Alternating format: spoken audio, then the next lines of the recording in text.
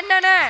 காற்று மாசுபாடுங்காங்க, ஒளி மாசுபாடுங்காங்க, நிலம் மாசுபாடுங்காங்க, நீர் மாசுபாடுங்காங்க. இப்படி பல வகையான மாசுபாடு இருக்குனே. அண்ணா காற்று மாசுபாடுனா என்னன்னு கொஞ்சம் சொல்லுங்க. 75% வாகனங்களின் புகையினாலையும் தொழிற்சாலையின் தோறும் புகையினாலையும் காற்று மாசுபாடு அடைகிறதாம்ல. ஆமாண்ணே ஆமாண்ணே.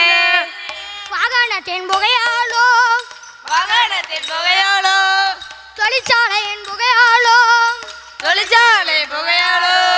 காற்று மாசு அடைகிறது. புகையினை கட்டுப்படுத்தி ஐயா, புகையினை கட்டுப்படுத்தி உடல்நலத்தை பாதுகாப்போம்.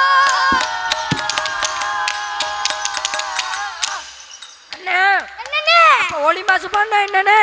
வாகனங்களோட ஒளினாலையும் தொழிற்சாலையின் தோறும் தேவையில்லாத ஒளினாலையும் ரொம்ப மன உளைச்சலை ஏற்படுத்துதான். ஆமாண்ணே ஆமாண்ணே. ஏற்படுத்துது. வயசான பாட்டி நோயாளிகள் வீட்டுல இருக்க முடியலண்ணே. ஆமாண்ணே, எங்க தெருக்குள்ளலாம் போறாங்களே இப்ப கொஞ்சம் டமாட்டம்னு போறாங்கண்ணே. எங்க தெருக்குள்ள கிளி லிலி கிளி லிலி கிளி லிலி இப்ப ஆறு வச்சுட்டு போறாங்க. போறாங்க. ஆமாண்ணே போறாங்கண்ணே. அப்படி போவாதீங்கன்னு சொன்னா கவுட்டிலே வந்து ஏத்தாங்க. ஆமாண்ணே, ஏத்துறாங்களே.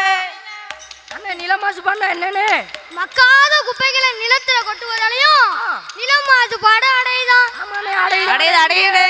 மக்காத குப்பைகளை மண்ணுக்குள்ள வீசாம முறையாக சேகரித்து குப்பை தொட்டில் சேகரிக்க விழிப்புணர்வை ஏற்படுத்தி ஐயா, விழிப்புணர்வை ஏற்படுத்தி சுகாதாரமாக வாழ்ந்துடுவோம்.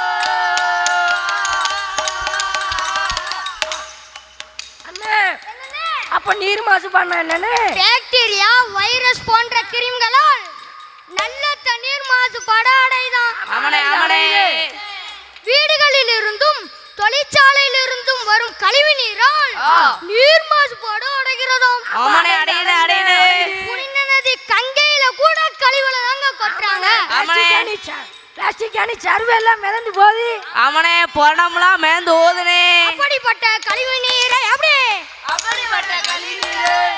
மறுசுழற்சி செய்த பின்ன